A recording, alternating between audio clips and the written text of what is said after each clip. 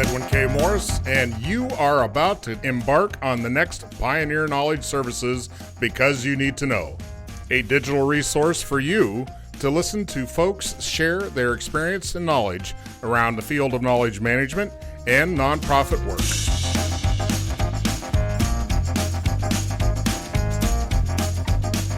Thank you for listening to Because You Need to Know, the reference podcast in knowledge management. My name is Soni Toneme. As an art administrator, Because You Need to Know has been my go-to podcast and has helped me hone my management skills. Please consider sponsoring the podcast with your business. God morgon, good morning, bonjour. Jag heter Leif Edvinsson. Jag bor i Stockholm och jag är väldigt intresserad av hur man gör podcasts. Så jag ser fram emot att vidareutveckla det här tillsammans med Ed and also dela det med er. In English it's called knowledge sharing. I'm pretty used to speak English as well, as I was a student in Berkeley once upon a time, and therefore I learned to use the language. I don't know if that is enough for an introduction. What is an interesting feature around where you live? The interesting feature is that I'm living in something called the Royal Seaport. And the Royal Seaport is the green park with ecological prototyping in Stockholm, partially owned by the Swedish royal family. The interesting thing is that it's Viking territory. So the Vikings used to be having their ships here. That's why it's also called seaport. And the seaport is also the port to the frequent ships going between Stockholm and Finland and other places in the Baltic Sea, the water that is outside my window. So do you spend a lot of time at the beach at the Baltic Sea? Too cold.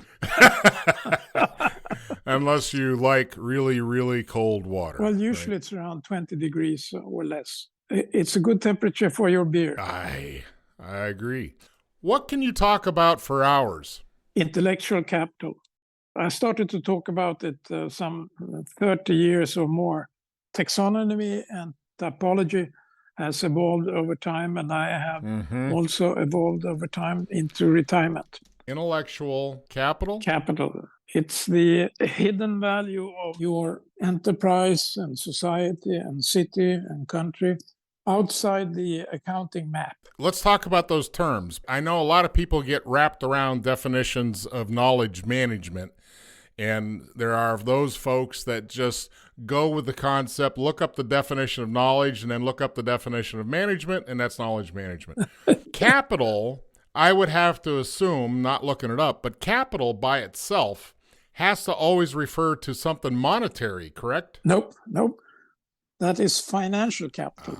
Tell me more. And that's why the intellectual capital is the intangible capital, and it's usually the hidden asset because it's not so easy to pick up. And nowadays, with the intellectual property rights and the accounting system, it's becoming more and more visible. But as a financial trader, you trade on it, actually. But they don't want to reveal the way they do it. So therefore, it becomes intellectual capital as well. Mm-hmm. Does it always refer to an organization? No, it could be a city, it could be an institution, it could be a country. And that's why you can look upon the stock exchange. I think I sent you a slide showing that during the last 30 years, the amount of intangibles has increased, which means that the bookkeeping is less and less accurate. How so? When you're saying accurate, that means you're saying that they are not looking at the thing full spectrum. Yeah. They are not looking at, they're focused on the tangibles. Yeah. How do you educate somebody to look at intangible? By smelling it. Wait a minute. Are we talking about your national drink again with really no smell? Yes. Come on, tell me. Yeah. Tell me. Because in French, it's called bouquet. That's the smell of the wine. Okay. Some people actually judge it on that first smell hint, and then they drink it. And it's the same with intellectual capital to some extent, that you can get a pre-alert on the value of a medicine or a value of music or about your talent, etc., which is the intellectual capital. A lot of people are frustrated about the financial capital performance because that is based on judgment and guesswork related to the intellectual capital. You say guesswork. Yep. I can't imagine too many CFOs or CEOs or COOs would like to work around the framework of guessing. And that's why you have certified public accountants to address that. And then you are coming closer to verify how correct it is. But you can be absolutely correct, but still wrong. So are you saying then the universe should look at developing certified knowledge accountants? Yes, and it's going on. And they have developed that initially in Sweden. We were prototyping that. And then Germany has picked it up. The ministry in Germany are actually working on annual reports with that. And that is called Wissenskapital. Wissenskapital is knowledge capital. And you can have an annual report of it. And they are doing it for hospitals as well. That is it. That is all new information for me. That is totally amazing. Yeah, I should tell you something new, you said. That is a good sign of progress when you're learning something new versus standing behind something old that you're defending. So I like that. That is promising. How does the average person, non-corporate, non-organizational, but just a citizen of the planet, how do they become more aware? A first step might be to have some quizzics. And quizzics is the art and science of questioning. It's a subject that we were working with at Lund University many years ago, but we applied it. Can you spell that for me, please? Quizzics, Q-U-I-Z-Z-I-C-S. All right, I'm looking it up right now. I have never heard of that Well, word. we had a professor on it, and he was also a professor in national intelligence. He developed that, and I became very curious about it, and we were applying it, and it's not that far away from Leonardo da Vinci either, because the question is a starting point. So that's why if you meet somebody later today, you can ask whether they have been appreciated according to their value, or is it the value larger or smaller? And most employees are not valued. They are giving a salary, but they are not valued. In most corporate situations, the only value schema is a trade and exchange between time and money. Yep. So there's no dashboard, if you will, for identifying the value exchange. But you have it in sport where you are trading on, for example, soccer players. Now we have seen that the value of female soccer players have gone up tremendously. That is way off versus a traditional salary level that the unions were working on. Quizzics. Yes, the art, how to phrase the question, and science, because to make it very simple, a good question create new synapses in your brain. Oh, yeah. Well, so there's your value proposition, is your growing brains, your growing comprehension, your growing understanding, your growing the availability of, I keep going back to comprehension, because comprehension's the key here, correct? Why? Why?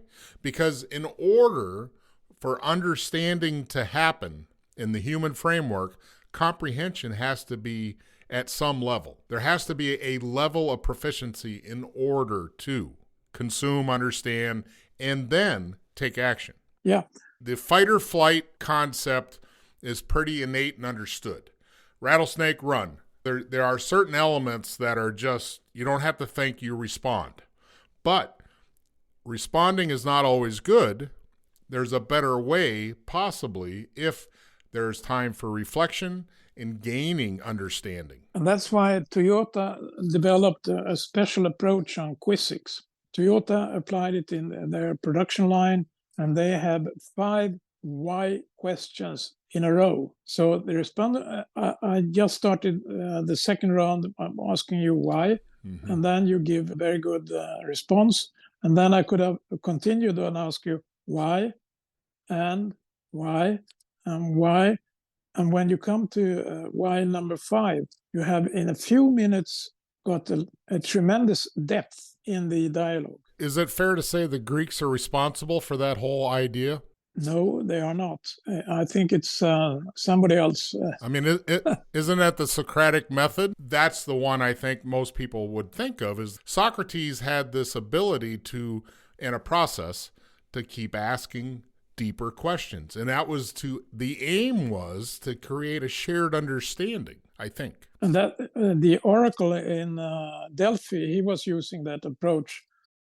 And he asked questions. When you came there with your question, he asked the counter questions.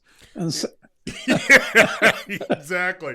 Right. It's that whole loop. Yes. It's like, just give me an answer. Yes. And I'll overgeneralize, but everybody just likes a simple answer. Is that really the answer? No.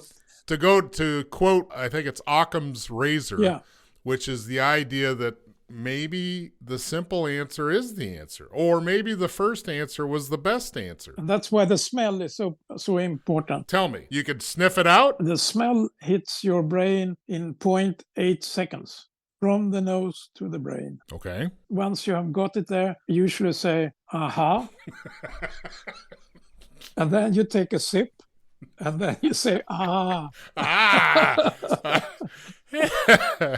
So what we're talking about here, everybody, is really, we're not the first people on the planet to be thinking about bigger things and really building intelligent capabilities across people and for people. And I love this train of conversation because it's not normal coffee chat. You're not going to hear it in a local pub.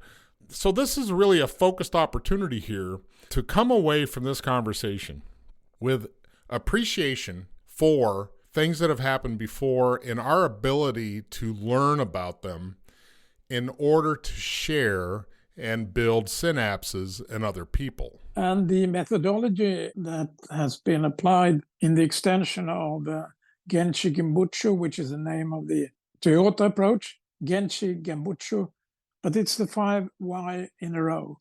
And you can play with the kids on it as well, because it's great fun. You bring up kids, and I got to say, this sounds weirdly similar to a 4-year-old with the repeat question of 5 times, which is not for deeper understanding, but just almost like automated response. To keep hitting the same wall in the exact same way does not add value. But what you're saying is you recraft the next question in order to come at it a little differently. Yep. You're doing a little bit of a dance. Yes, knowledge dance. And then you can do it with different rhythm. So you get a samba or foxtrot or waltz, etc. You know, that brings up something.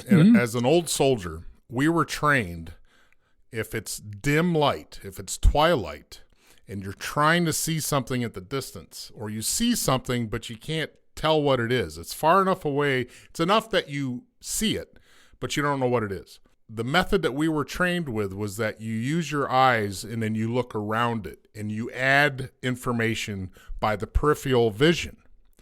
The longer you look at something direct, the less you can see it. Yeah. So it's the same format. It's the same ability to change your perspective in order to envelop an understanding. Very good. Very good. That should be brought forward in the program. It's very good, actually. So can I take over your position as the brain of the year now? Yes. Welcome. Hooray, I get free parking in Sweden. Yay. Yeah. Tell me what that means, the brain of the year. It is an award handed out by a group of people, and the chairman, when I got it, chairman of the prize committee, he was also the CEO of the MI5 in UK. So he was pretty well informed about people and talents and how we act. And then I was nominated and got this award. To my pride, they say that Bill Gates was not also nominated for that year, but he got the money and I got the award.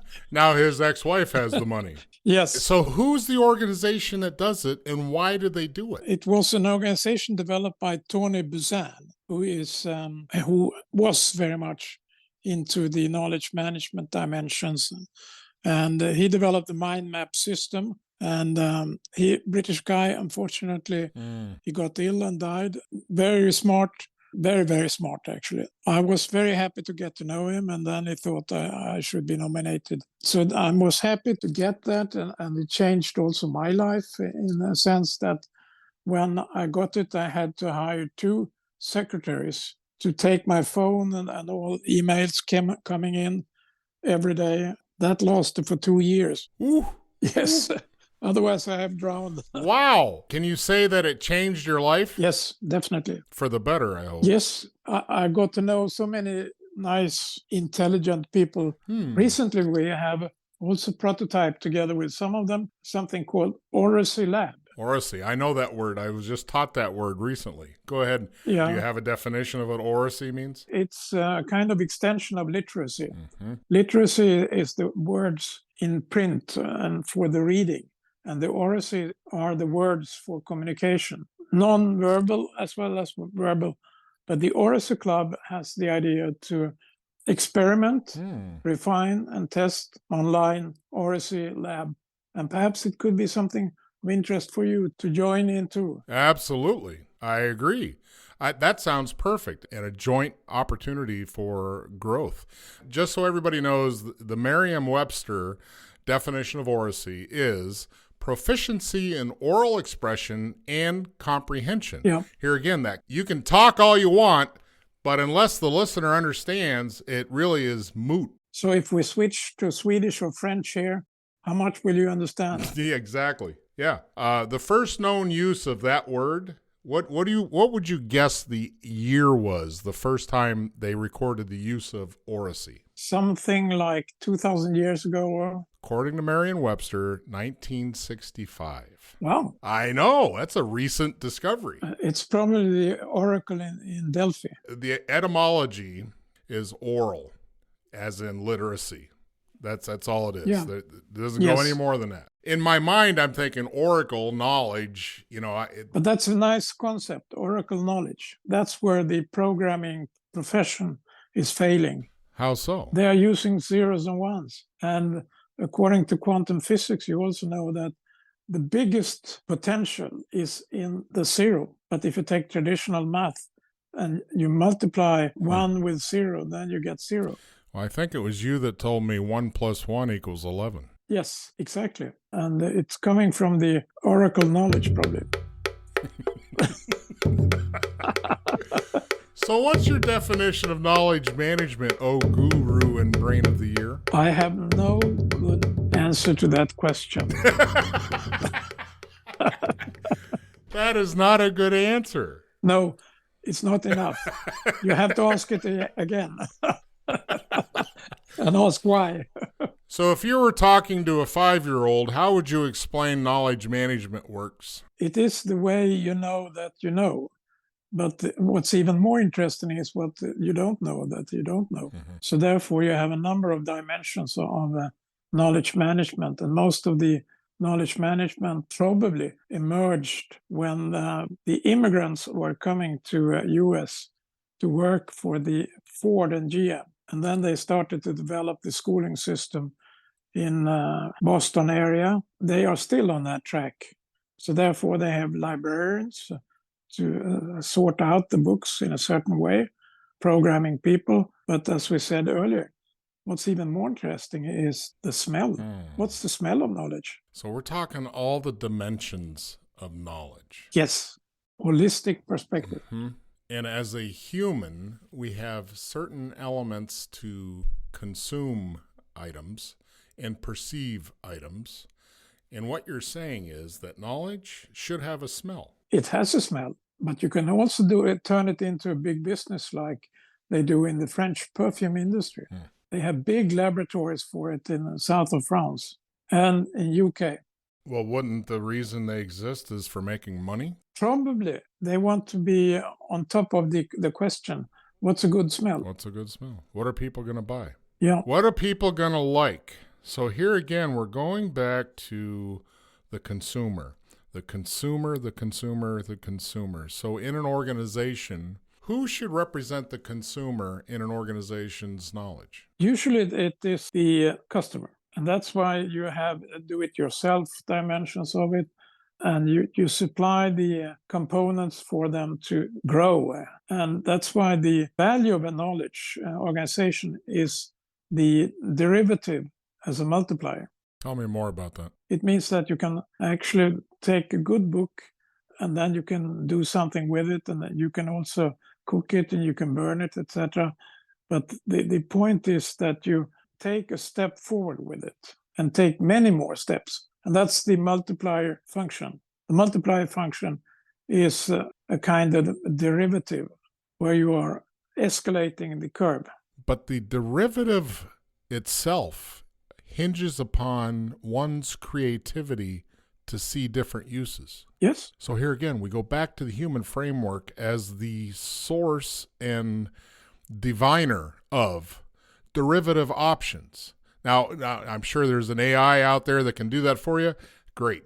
But the AI is not going to get the smell. It's the human framework and those perceptions of creativity, imagination, vision, understanding, comprehension, and asking the bigger question of what are we missing? What's not evident? Exactly. And that is the big value point. It's usually a navigational point.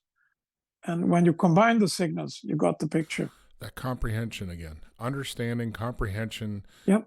There was I had a guest on it that used Lego play as an instrument to teach people to be creative and to engage in a teamwork type exercise.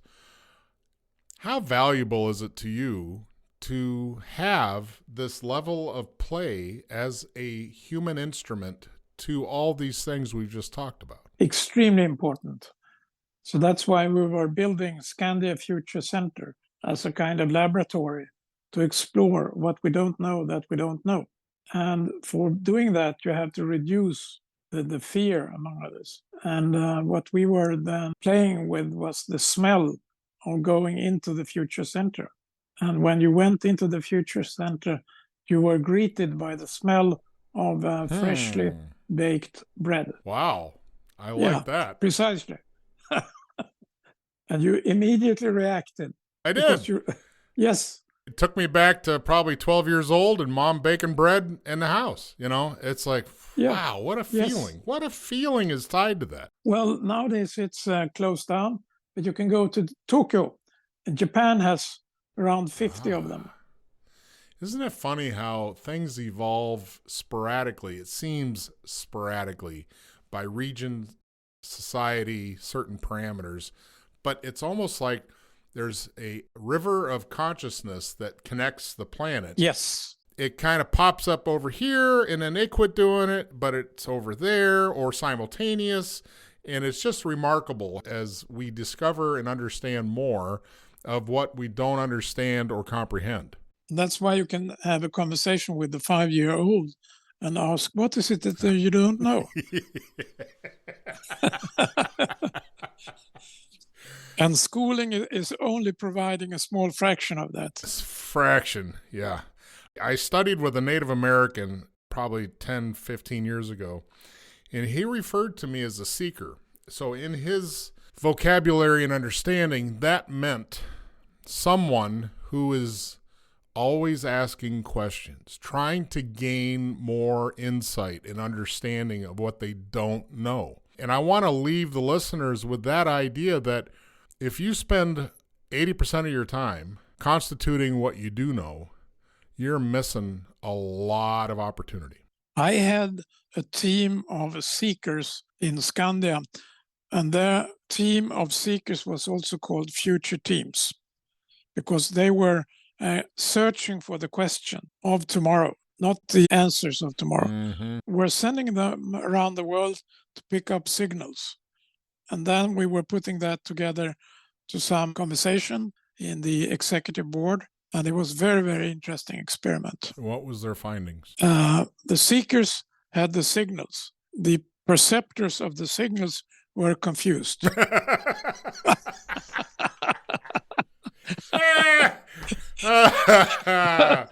I get what you're saying. Oh, that's funny. Yes. Well, what would be your biggest bit of wisdom you would like the listener to walk away with today? Well, it might be the learning from being a student at Berkeley, where I was not very happy with my grading the first semester. So I went to my professors and asked, why don't you give me better grade when I reply and quote references, etc. And they said, that is precisely your problem. Why? I said, because you are just recycling old shit. Yeah. So we want you to play with the signals, challenge me as a professor, and then we started the knowledge game together. Awesome. That is brilliance. Can you recall the name of this famous professor? Yes, I think we were three of them. Holton, who was also dean of Berkeley Business School, and then there were John Myers, who was very much into the organizational development. And then we had the third one whose name was Francesco Nicosia, who was Italian. Great team. I want to highlight and respect this moment because what you just heard was a tip of the hat to the source of something that changed this man's life. I won't say permanently, but shifted your brain pan to think of things differently and challenged you to not be a reciting machine, but a thinking machine. That's fabulous. Yes. And when I became professor, I applied the same.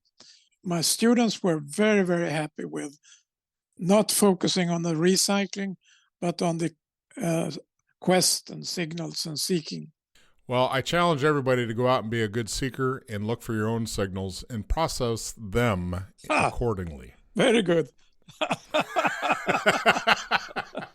We have three major dimensions, altitude, latitude, and longitude. And longitude is the most challenging one because it's three-dimensional. And it hasn't been with us slightly more than 100 years. Are you saying longitude itself is three-dimensional? No, it's the third dimension. And the navigation is based on combining those three.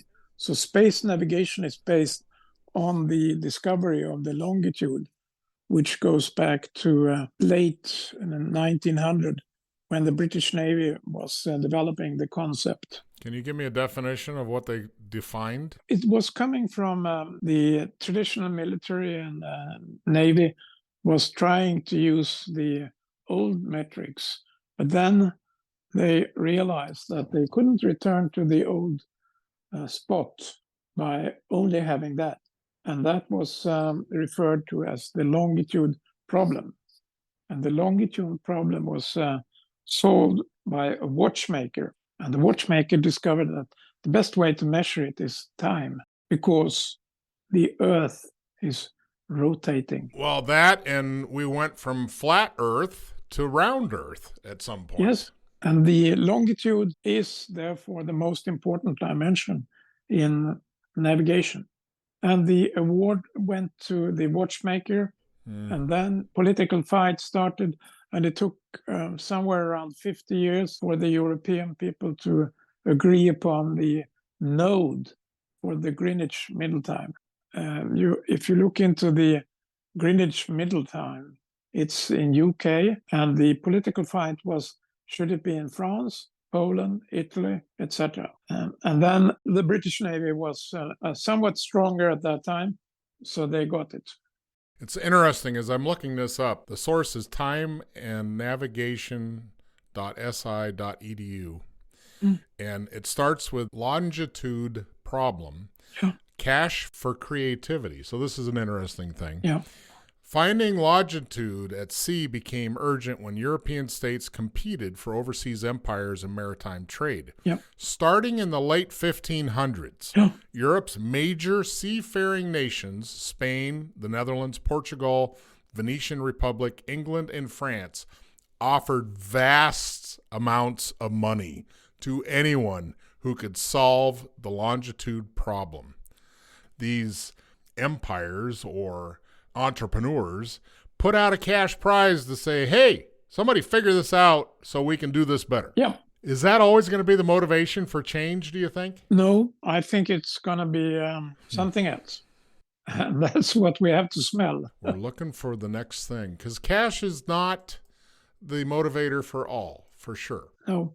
And that's why when the French perfume industry started to develop the molecules for a good smell, they also started to realize that these molecules could be digitalized.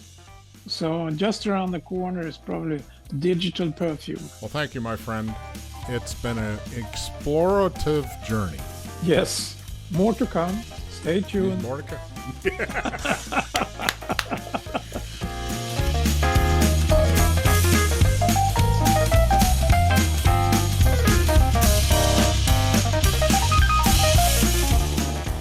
You have just finished our latest Because You Need to Know, a public service of Pioneer Knowledge Services.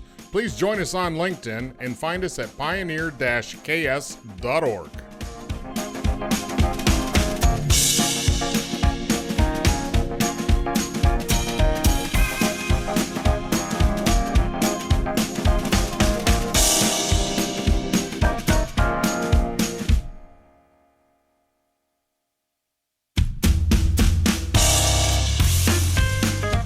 If your company or organization would like to help us continue this mission and sponsor one of our shows, email byntk@pioneer-ks.org.